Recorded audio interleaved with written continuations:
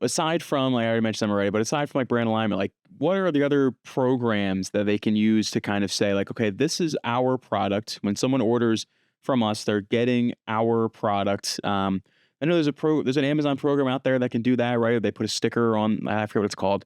Um, but they put a sticker on your packaging and they say like, hey, like, this is a certified product from X brand. Like, is that Okay, what is that? that's transparency.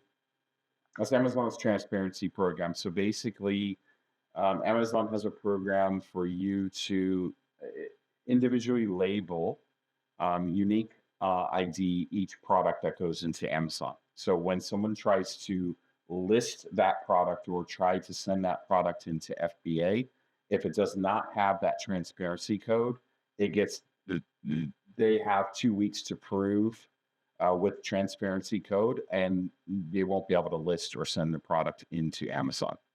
You get a nice little dashboard, you get a nice control panel, and it's actually really neat to watch how many um, attempts have been made to load that product up.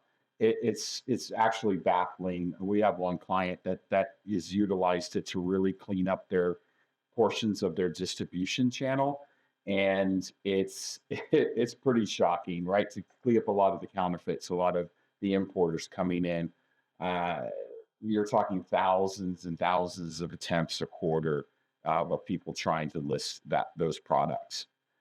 It is a service. It is a paid service by Amazon. So you are purchasing the labels through Amazon's preferred one of their preferred partners, if I remember correctly.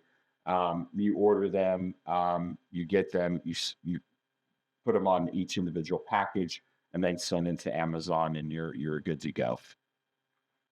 Lisa, do you have any insight, a little bit more insight on the transparency side?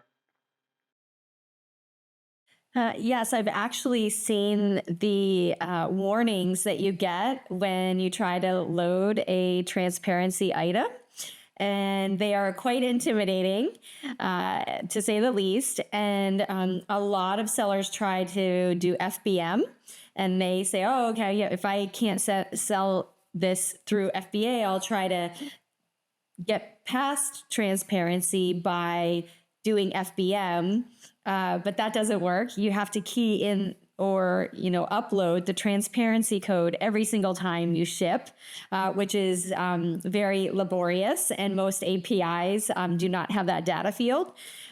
So the transparency code is sort of an unofficial way to gate your brand, and it does limit the number of sellers that are selling your product, because a lot of times they're sourcing it in a way where the transparency codes might not be on the packaging. And so it's a really beneficial program. And is that different from? I know they also have Project Zero. Um, what what is that? And can they be used in tandem? Are they separate? Kind of like what's the deal with them? Yeah, so typically, if you have brand registry, we can handle most situations with counterfeits through the main portal. Project Zero is just a little bit more of an intense way to track counterfeiters and approach those situations. But really, we find that the tools of brand registry in most cases can get the job done.